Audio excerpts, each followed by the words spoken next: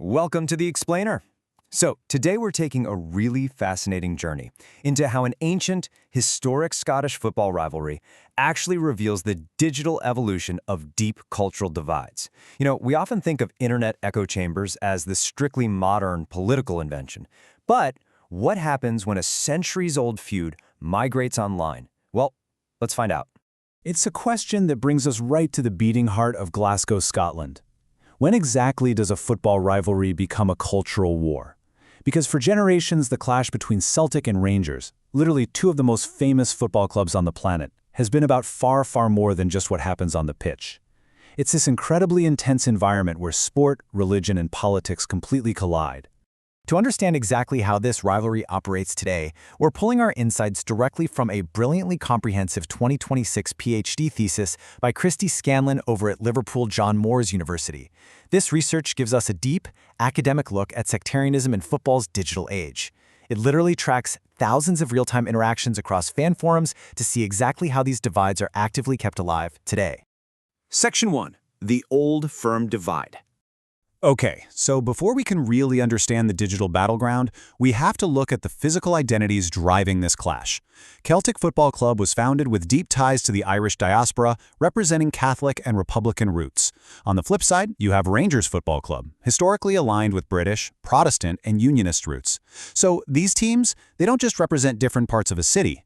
To their most ardent followers, they represent deeply entrenched ethno-religious and political loyalties. It's almost like a giant cultural puzzle.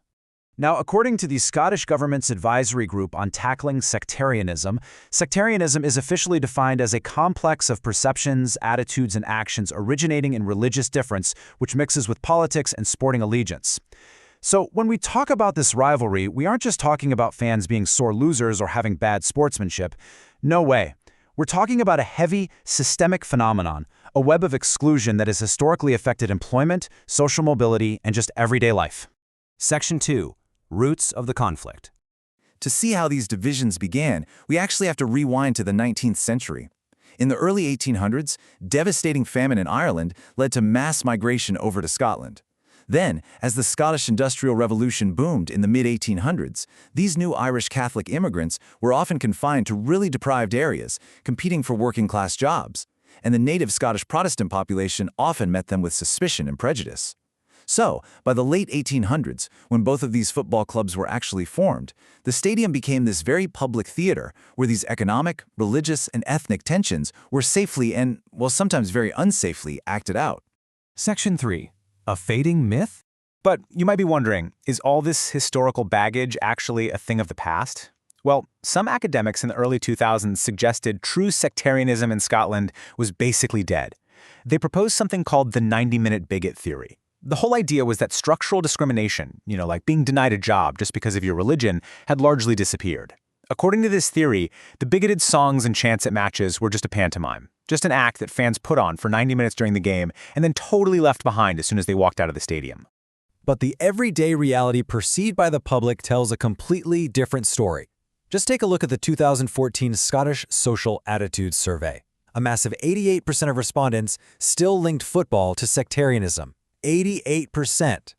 The vast majority of the public firmly disagrees with the idea that this is just some 90-minute myth. Instead, they view football as a primary driver of sectarian hostility that actually spills right over into wider society. Section 4. The Virtual Terraces. So if the hostility didn't disappear, where exactly did it go? Well, it migrated to the internet.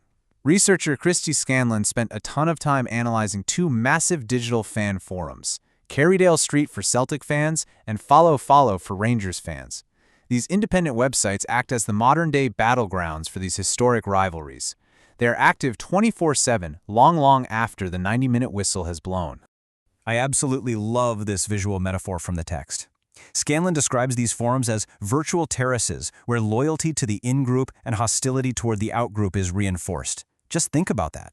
Just like the concrete steps of the old stadiums where fans gathered to sing and chant, these online forums provide unregulated digital spaces for cyber-tribalism. It's right here that fans perform their identities and prove their loyalty to their peers. It's a perfect example of how the internet doesn't just host communities, it actively radicalizes them. But wait, how do they keep this prejudice alive online without getting banned by moderators or, caught by hate speech laws? Well, the research shows fans are incredibly creative. They use deeply coded language, they deploy obscure historical references that outsiders just won't recognize, and they mask their prejudice with dark, insider humor. By doing this, they cleverly dodge moderation while simultaneously normalizing some really toxic discourse within their own digital community. It's basically a massive game of cat and mouse. Section 5. Digital echo chambers. So how do these digital terraces react to actual real-world events? The thesis breaks down some really specific case studies. First, the forums erupted over James McLean, a player who refused to wear a Remembrance Day poppy on his shirt due to his Irish Republican beliefs. Second, they seized upon Kyle Lafferty, a player who received a 10-game ban for making a sectarian comment in public. In both of these cases, the online forums didn't just casually discuss football rules. They used these players as proxies to voice much deeper ethnic, religious, and political grievances, instantly retreating right back into their entrenched us versus them narratives. And honestly, it goes completely beyond football. When Queen Elizabeth II passed away, you might expect sports forums to just remain quiet, right? Instead, this major sociocultural event was immediately diverted through the sectarian identities of these fan groups. Rangers fans utilized the moment to express deep British Unionist loyalty and monarchical symbolism, while elements of the Celtic forum used it to reiterate their Irish Republican stance. Even a non-sporting global event became a mechanism to reinforce the digital boundary between the two groups. Which really leaves us with this final, profound question to consider. As we've seen through the lens of Glasgow's most famous football clubs, technology doesn't always erase our history. So, does the internet actually bring us together? Or does it simply build new, invisible walls for our oldest divides? This research shows us that sectarianism is a living, breathing cultural phenomenon, continuously reworked and amplified in the echo chambers of the digital age. Thank you so much for joining me for this explainer.